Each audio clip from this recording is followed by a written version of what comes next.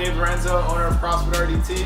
And I am Dave Shapiro, coach here at RDT. What are we doing? We are doing our first official, unnamed podcast or YouTube video, whatever you want to call it. Rough draft. Rough draft, and if anybody has any names out there that we can maybe start rolling with, feel free to drop them in some comments. So we're going to talk about the 2019 Open. We're going to break down the workouts each week, talk about maybe things that happened in the community and during Friday Night Lights and whatnot. Just have some fun with the whole Open experience. And this first week, we're going to talk a little bit about a preview of the Open and kind of some history about it. Yeah, and then following every week, we'll kind of talk about our reactions to the Open announcement, 19-1, 19-2, and see maybe giving a little bit of strategy. I can almost promise you mine will stay the same of going out hot each time.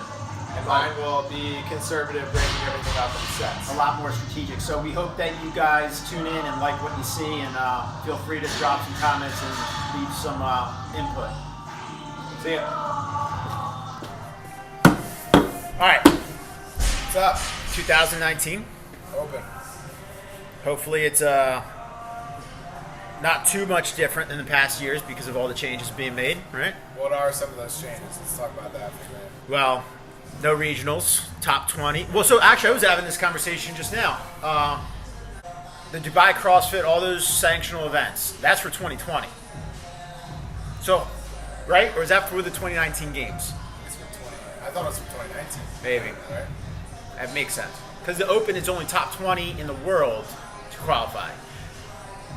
So I guess the other interesting thing, or theories being brought up with all the layoffs from HQ, is this going to be as difficult of a Open programming with,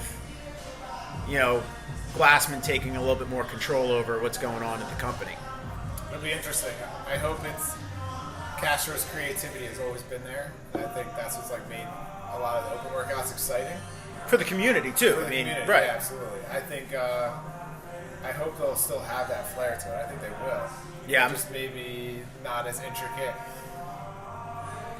I know one workout they started with muscle ups in 2015. Yeah, I can't see that happening. I don't see that happening either. I think it still have to have some sort of let the beast kind of separate themselves aspect to it, but. Well, so there's two schools of thought. One, it's going to be a lot, scaled back in the sense you're not going to see heavy, complicated lifts. You're not going to see something like a heavy DT, but you'll still see gymnastics, type of stuff. Then there's the other school of thought that's, it's a lot harder to qualify now. The Open is the only way besides sanctionals to qualify for the game. So there's the other idea that it could be even more difficult in order to find that top 20. But I don't know. I guess that's what's so much fun about the Open just in general is you have no idea. You have no idea of what's coming, so you have to be prepared for anything anyway. The anticipation, exactly, is what makes it exciting. It's what makes it nerve-wracking. It's what makes it such a long 5 weeks, but an exciting 5 weeks. Just to summarize, I think that the changes in the CrossFit Games season went from using the Open to qualify people for regionals, which would then qualify people from regionals to go to the games. Then the regionals shrunk in number, and they got a little bit even more competitive. And now they're kind of just doing away with that completely. They're just doing the top 20 in the world from the Open, qualify for the games, and then there's all these kind of satellite, what they're calling sanctional events that are kind of not, they're affiliated with CrossFit, but they're not organized and run by CrossFit. And then you can win the Open in your nation. So you win the Open as a national champion in your nation. So the top male and female, will win. Right. Go. Which I have not been a fan of so far. We'll see how it plays out because I think there's a lot of great athletes that are going to get kind of mixed up. It's really hard to either win one of those competitions or be the best in the country, especially the Americans, because there's so many talented athletes. Right. That, there's very few spots for them to qualify. Right, and you'll find somebody from some other, country that doesn't necessarily, that might be really strong in one aspect, but has never done a muscle up. Just because they're the fittest in that country doesn't mean they deserve to be competing with the fittest in the world. Right. But I think that even in the aspect, even though so much has changed for the games population, I don't necessarily think a whole lot has changed in terms of why people do the Open.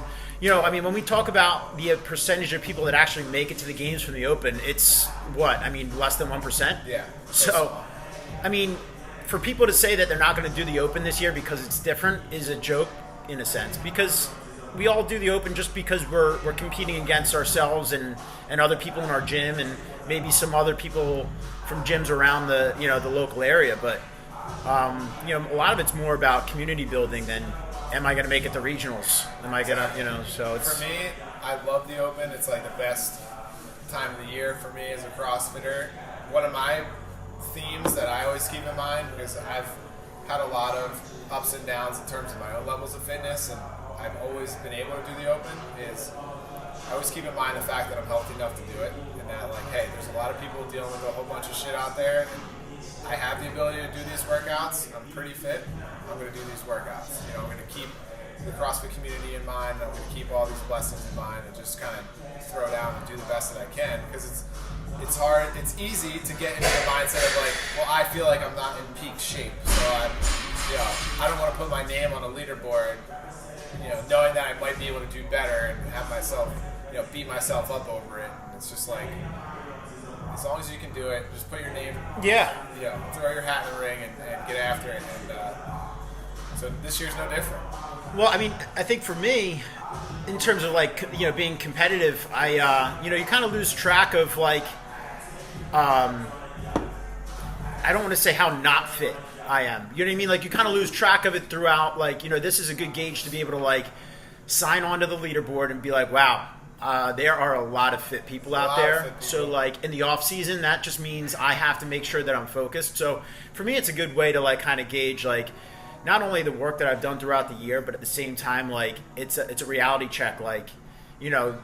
Being maybe a fit competitor in the area here doesn't necessarily mean you're a fit competitor in the right. So it's a good it's fun to do, but it's also a reminder you got to keep on setting goals and moving forward. And most people know who you are, what you're trying to do, but maybe this calendar year is important for you because they open in October. Yeah, I'm going to be old. What? I'm old as AF. That's right. What division is that going to put you in? So I will be in the Masters division because 2020, because the Open in October, the second Open, which kind of they're going to be introducing this year for the first time for the 2020 games, I'll be 35 years old. So this will be a good gauge for me to see where I stand amongst, where I'm going to land in October. How much work am I going to have to improve upon? What areas am I going to have to improve upon in order to try and make an honest run for the top? I don't know I didn't read how they decided to do it this year, but it's usually been the top 200. It's still the top 200, and what's different this year is that they wiped the slate clean after the Open. So it used to be your Open score counted as one of 6 scores. So say you were 18th in the world, you got an 18 for one score, and then you have 5 workouts. So essentially it heavily weighted your placing in the Open, where now you kind of just have to sneak into the top 200 and train a couple more weeks until the qualifier, right, and then knock into what's now the top 10 though, instead of top 20. Wow. So I'll be interested to see. Which I planned on being top 2 anyway. Top 2, so doesn't matter. They could do top 5. Right. Nah, so yeah, I'm looking forward to it. It's going to be a fun way to kind of see where I stand amongst the Masters division. So looking forward to it, man. This is the 9th Open. So how many have you done? Started in, I think, 2016. So this will be your 4th. I did 16, 17 last year. Yeah, so this will be fourth Open. This will be my 9th. That's ridiculous. 9 for 9. Done every WOD multiple times. That sounds Too terrible. many times that I want to admit, probably, but there's been a few that I've done once. Like, Let's see. It's usually like the one at the end, where it's like thrusters and something, and I'm just like, all right, it's pretty much you just empty the tank, and then when you're done, you're done. There's no strategy. A lot of them are like, oh, if I move the rower here, or if I saw this guy on YouTube doing this technique, that makes way more sense. And a lot of times I do improve like a significant amount, but that's what's kind of annoying about it. But I also, if I feel like there's a little bit more in the tank, then I'll try it again and see where I end up. I think I don't know which ones I've done repeated. I know that I have, and obviously there've been a few repeats. It's almost tradition. It seems like in the Open that there's a repeat WOD from one of the years previous. But I keep on saying I want to repeat my first WOD, and I just haven't gotten around to doing it yet. Which was overhead walk and lunge, burpees, and I think it was chest bars. And that was that was rough. But I keep on wanting to redo workouts, and I really don't unless you program them or it's programmed in the Open. But it's each one. I'm trying to think which one was like my favorite one. I really liked last year's. I think it was the opening WOD that came out with dumbbell squat cleans and then burpees over the bar, and then had the 1 rep max. So it was like dumbbell squats. And then your favorite WOD ever? Favorite WOD ever. So far? Even though I didn't do as well in the clean that I really felt like I could have. Yeah. But I liked being able to I like the fact that you have to you empty the tank in the first part, but you still have to do figure out a way to get some weight up. Yeah, I liked this workout 16-2 from 2016. It was 4-minute clock, 25 toes to bar, 50 dubs, and then 15 squat cleans. And then you got done that, you had an extra 4 minutes to do 13 at 185, and then kind of keep going up like that. That was a fun workout. Yeah, I like the earner workouts. Yeah, I do. You finish a certain amount in a certain amount of time, and then you get to do another round, and that's fun. That's a lot of fun. So I think that'll be my all-time favorite. You know what? I'll take it back. My all-time favorite was in that year, which was the snatch. Where it went from I forget the weights where it started out as. It was snatch and bar muscle ups. Because I hit that one. So look, I only made it to 185, and I made it through. But the thing was, I only hit 185 once. Oh, you're talking about the heavy snatch. The heavy snatch, The heavy snatch, I think, was the year after. Was it? It was 2017. Yeah. It was 17. It wasn't 2016. You're right. But that one was fun though. It was kind of a similar format, right? Yeah, you had to. Chest to bars. It was an earner workout, so you had to complete a certain amount of reps in order to move on to the next bar. Yeah. It went 185, and I think it might have gone up to 225. Yeah. But I had hit 185. I want to say 8 times in that workout, and I'd only hit it once before that. So it was that was cool. I think that's what's so cool about the Open is you get that extra push to really do something that you haven't done before. It's cool. See what you're capable of. Yeah. I think there's some of my favorite moments in my athletic career have been kind of some of those redos where I do that first workout. I'm like, man, some really good scores out there. I wonder if I'm capable of this. And there's always that self-doubt. I don't know if I can get there. That weight's really heavy, whatever. But then you kind of push through your own limitations and you hit that mark that you wanted to get. Yeah. Those are really cool. Some of the early ones I remember, it was a snatch workout in 2013 or something. Where at the time I thought 165 was super heavy. I wound up getting 9 reps or something, but I didn't think I could get more than 1. So stuff like that, and more than just my own kind of accomplishments with that kind of stuff, but just I'm excited to watch a lot of these people who are new to CrossFit kind of experience that stuff for the whole time. new community to it. When everyone's kind of building the energy and in your face, kind of letting you kind of empty the tank to see what you're capable of. Yeah. It'll be a new experience for a lot of people, I think. And I'm excited to watch that more than anything. Yeah, I mean it's cool. Like a lot of guys, everybody that's new to it, like bring your families. Like this is one of those times where you've been working so hard, and a lot of times it's fun to show them. They lose track of what is the work that you've put in because they're not here to see it. So it's a fun opportunity for everybody to kind of come out, support whoever's in your family to come out and show their support. Should we just talk about what we're gonna do for Friday? Oh yeah. So Friday Night Lights. So if you guys haven't heard yet, we're doing Friday Night Lights. So we're just opening it up to members of obviously CrossFit R.D.T, but also local affiliates and gyms that want to come hang out, do the workout with us. We put out some information about how to register for it already, but you're going to do it online. We'll put everybody in organized heats so it kind of runs smoothly. Yeah.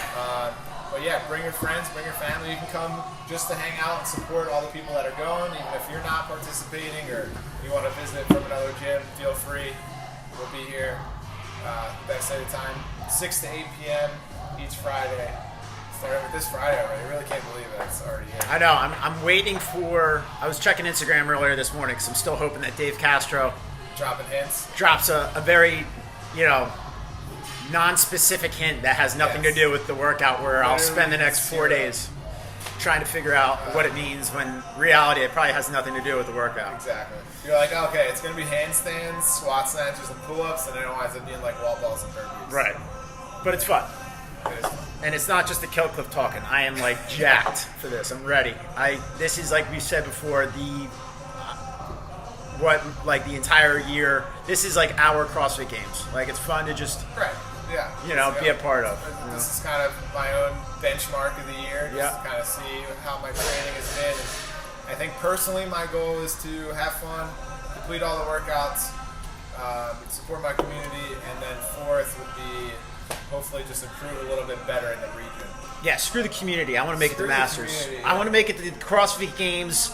I want to be there with the best of the best. No, yeah, I'm excited to, really excited to see it, especially as a coach, being involved in seeing a lot of people like really putting 100% here at the gym. I'm really interested and think it's going to be fun to watch people throw down and experience like that real competition setting instead of just like coming in and working out. It's like there's a different level that I'm excited to see some of the new community and some of the community guys throwing down. So 19.1 is 19.1 is a couplet of not getting off that easy. I know you're gonna hate it because of the dumbbells. No. But I'm going to say double unders and devil press. All right, time frame. Man, I want to say it's going to be a long one. I want to say they opened up last year. It was a long one, wasn't it? It was like a 20-minute workout. So I'm going to say they're going to go back and do a 20-minute simple couplet. I don't know the rep scheme. If I were programming it, I would probably say... what? Let's say 40 double unders, 40, 20? Let's hope it's not that. One, because devil presses suck, and two, because it's a lot of dumbbells. Logistic nightmare for all the dumbbells I need to get. But I'm going to predict a triplet of wall balls,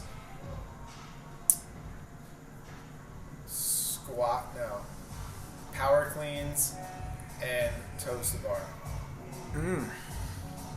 I think they're going to come out with the classic CrossFit couplet or triplet. I don't know which direction they're going to go with it. It's always safe to say mid-range time frame, 15 minutes or so. So we'll say that. I've successfully predicted 0 open workouts in my 9-year experience, so we'll see. So probably whatever we just said is absolutely not going to be it. Absolutely going to be the opposite, but whatever it is, I'll do it. Yeah, I'm looking forward to it. Me and you throwing down. That's it. Let's do it. All right. We'll see you guys Friday.